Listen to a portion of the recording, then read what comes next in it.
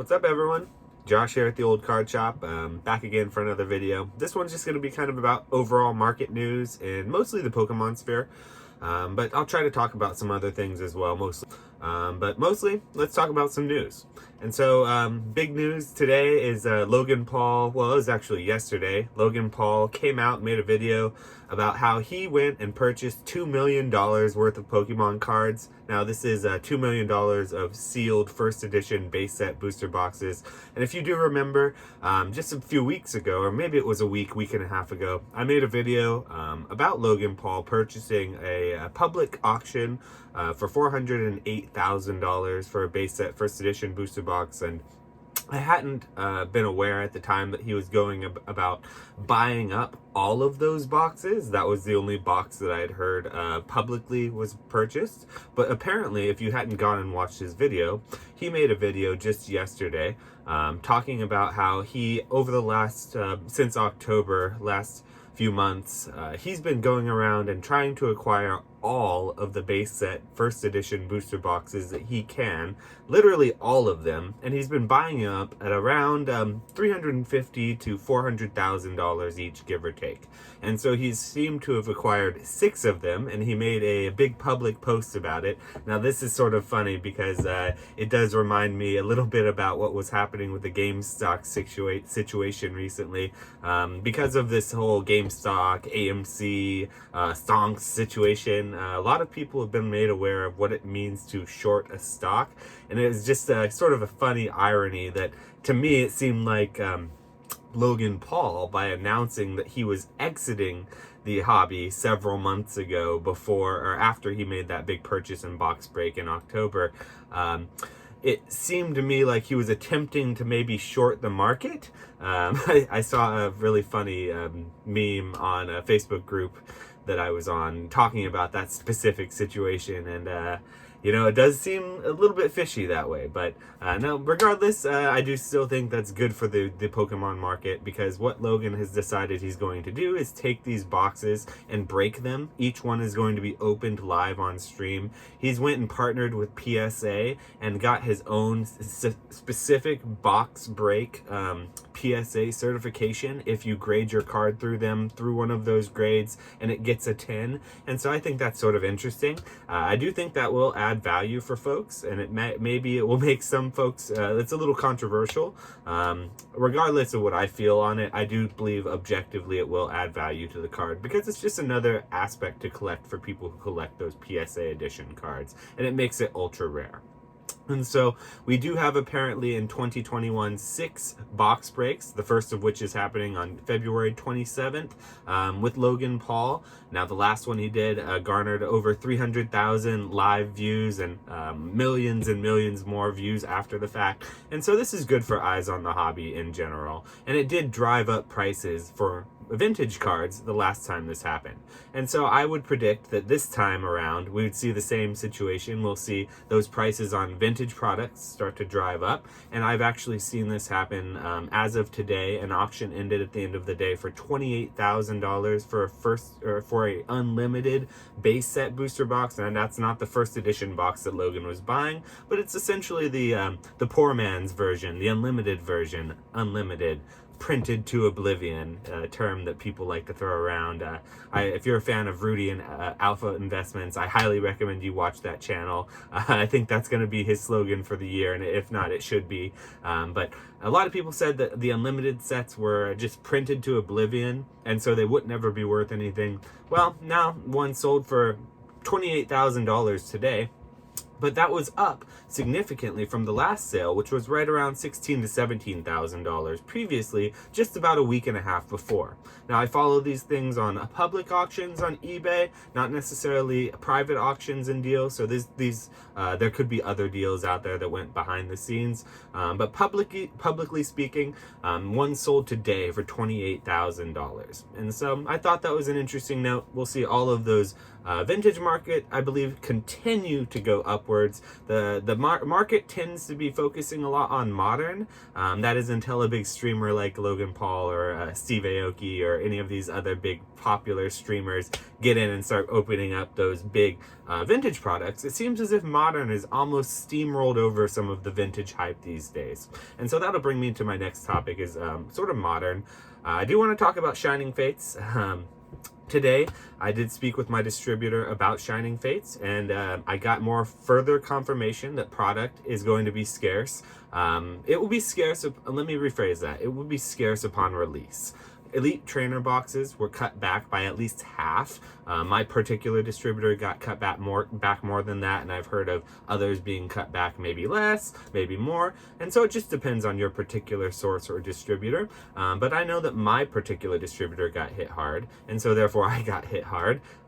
As far as the other products are concerned, apparently all of the 10s that I am aware are going to be released mostly upon the release date, and so we won't see too many waves of those unless they do reprintings of the 10s. Those are the 3 shiny 10s that have 6 packs in them and should retail for around 30 if you can find them in the stores. I don't believe that they will retail for 30 upon pre-release or release, because these days nothing really does sell for retail right on release, and so I do know that that product will be extremely scarce. The 10s at least should be somewhat available, at least the larger 10s. The mini 10s, only about 20% are getting released that I'm aware of. The rest will be held back to be released later on at another date. And so then we have the shiny Crobat and the shiny Dragapult collection boxes. Those are not going to be released right upon release date. Those will wait about 2 weeks and then I believe start getting trickled out in small percentages. And then we'll start seeing some other ETBs getting released about 2 weeks to 3 weeks after that first initial wave. And so there should be 4 waves of releases for the ETBs and the remainder of product for Shining Fates. Now that also includes the pin boxes and the Pikachu V boxes, which I don't believe will be released exactly on release date, not all of at least. Some of will get trickled out throughout the coming months. But that kind of leads me to go into a bit of a topic about printing and scheduling and product runs. And it's just a product right now that a problem right now that Pokemon is having with product and supply. Now, if they could, Pokemon would print far more product than they are. This is not a situation where they're sort of holding back and not printing because they want to save the collectability or the value of their product. Their product, no matter what, supply is outpacing demand. And so that product is going to need to be printed. And so for now, they're printing everything they can. And with 25th anniversary coming up this year in 2021, and all these separate releases coming out, we have a new set, Battle Styles, coming out after Shining Fates. Shining Fates is coming out almost in a week from now, a week and a half now. February 19th, I believe, is the release date. And then we have Battle Styles coming out in March. And then right after Battle Styles, we're going to see some sort of I think a hidden 25th anniversary set get jammed in there somewhere, and that's not to include, or not even including all the overall surrounding product that's coming out. General Mills is releasing cards in packs of 3 in their cereal. I believe you can get it in 2 different boxes. It'll be out at the end of this month, and you'll be able to get packs of 3 Pokemon cards with a holographic Pikachu. I know how hype is that at your local grocery store, and so that's a way that you'll be able to get product. You're going to see also McDonald's releasing a really actually a really great set of 50 different cards, 25 different starters, all of which come in a holographic and a non-holographic version. So 50 total cards in that set that gets released in 4 booster card packs that you'll be able to get through Happy Meals at your local McDonald's. Pro tip, you will be able to buy those cards if you ask your McDonald's locally if they'll sell them to you without the Happy Meals. You should be able to purchase them. Now, I'm not sure about limits. I would assume that if a McDonald's is doing their job correctly in budgeting, they'll probably have limits upon what you can purchase, but you should be able to purchase them at the counter without having to buy 10 different Happy Meals if you don't need the food or don't want that food.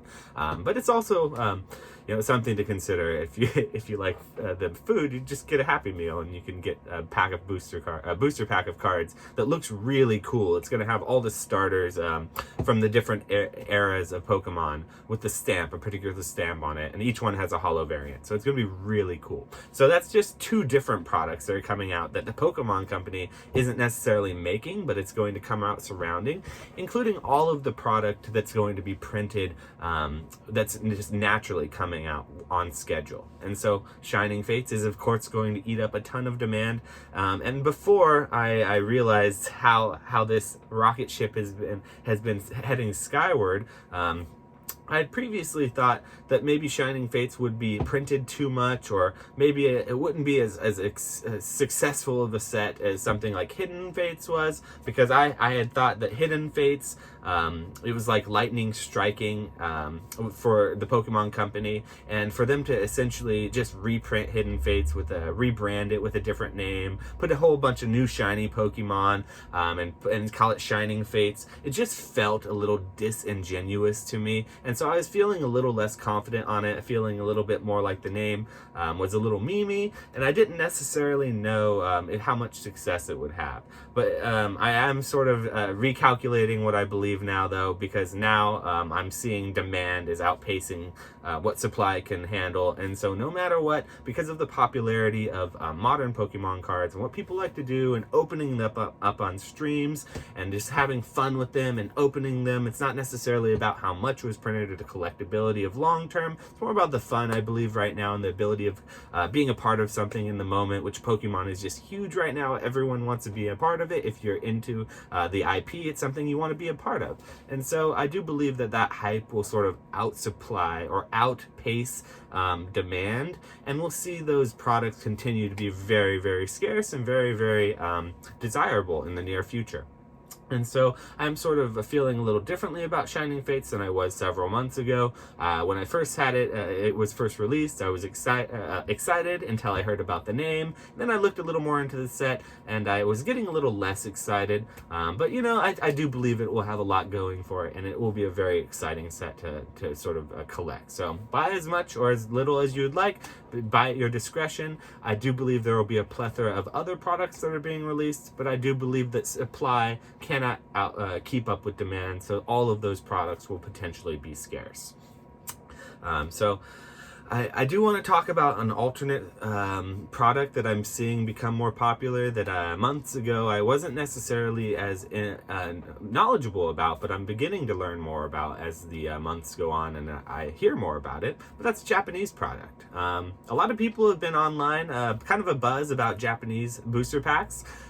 Japanese product is fantastic because every single pack has a chance at a holographic or a rare, or at least that's sort of my understanding, where you have more of a chance at a holographic or a rare.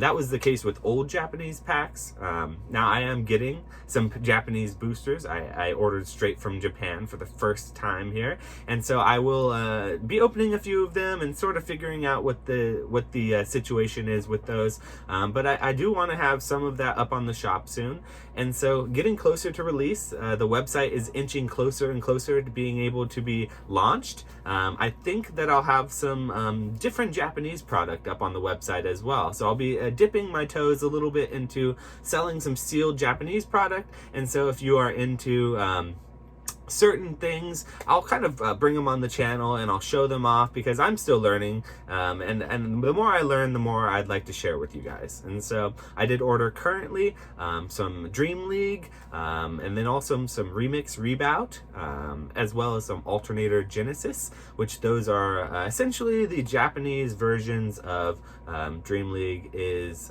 Cosmic Eclipse. Alternator Genesis is sort of the tag team, one of the tag team sets, but the one specifically with Arceus, Palkia, and Dialga, the alternate art, as well as red and blue, and a few other really cool full arts in it. And then there's also the Double Blaze, which I ordered a little bit of. Double Blaze is essentially Unbroken Bonds. It has the Reshiram and Charizard secret rare.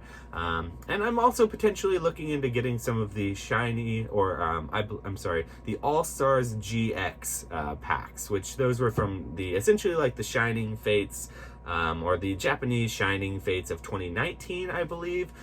So that would be an interesting one to carry, I believe, and it just seems like a fun one that seems popular. And so I would like to hear what you guys think about some of that. If there's other particular Japanese product that you would like me to carry, I do have the ability to carry some Japanese product.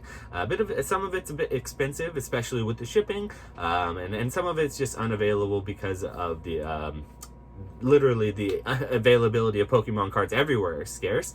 But if there are particular products you'd like to see carried in the shop, just go ahead and drop a comment down below, and I can definitely look into some of that. So I hope you guys have enjoyed the video. I'm going to go ahead and end it there. We're going to about 15 minutes here. And so I think I'll be dropping another video soon. Sorry about the little hiccup in videos here recently. I just didn't really have any product or really a lot to talk about.